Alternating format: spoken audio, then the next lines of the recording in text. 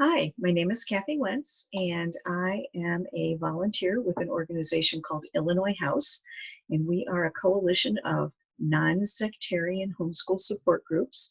And Illinois House stands for Home-Oriented Unique Schooling Experience, and we can be found at www.illinoishouse.org. Illinois is spelled out, by the way.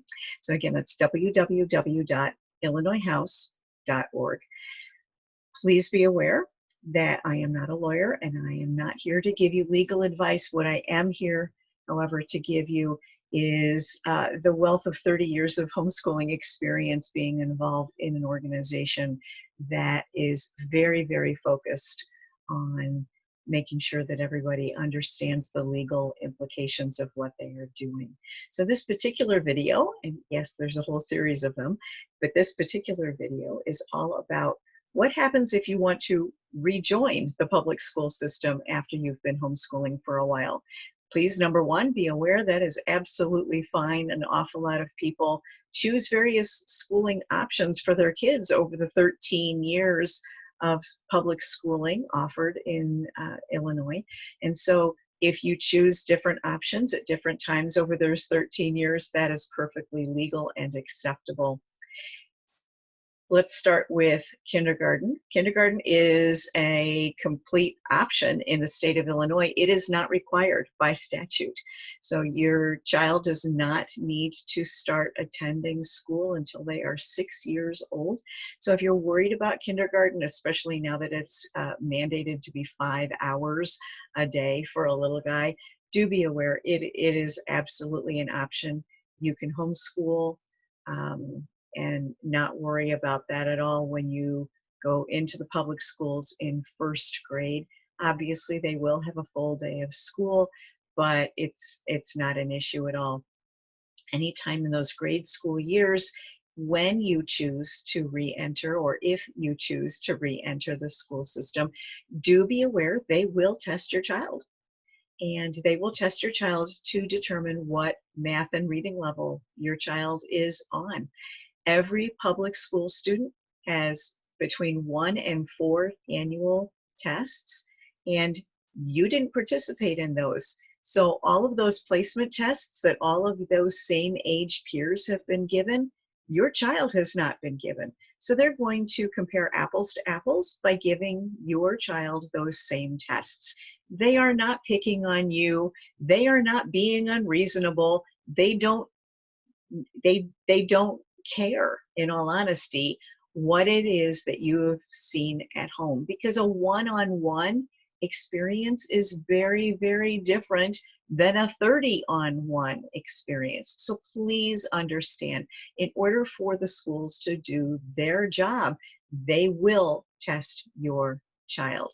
And that test is the exact same test that every other child in that classroom has been given. Your child will be placed with their same age peers.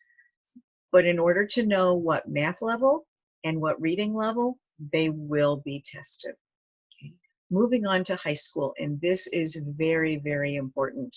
A public high school is basically giving, with a high school diploma, approval of all 4 years of that high school experience.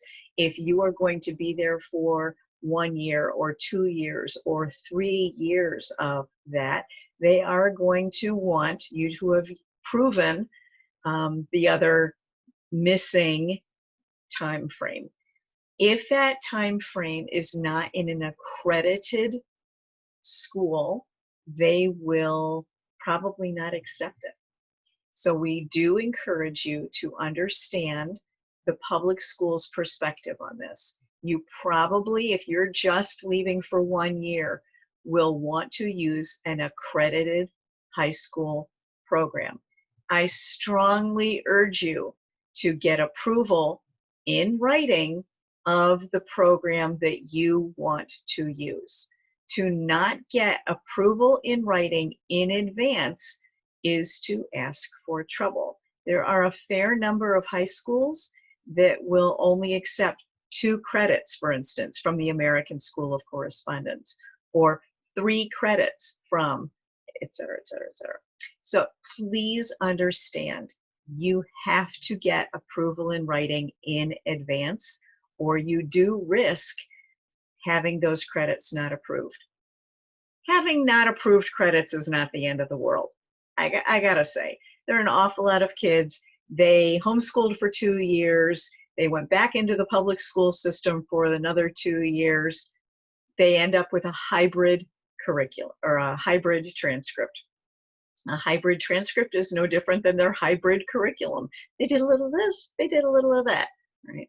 A hybrid transcript oftentimes includes homeschooling experiences, public schooling experiences, private co-op classes. It often includes community college classes. All of those are put onto one transcript created at home, and the universities are absolutely fine with accepting those credits as well. Do be aware, every major university has a separate what we're looking for from homeschoolers section on their webpage, or somebody to talk to if you are homeschooling and transferring into that university.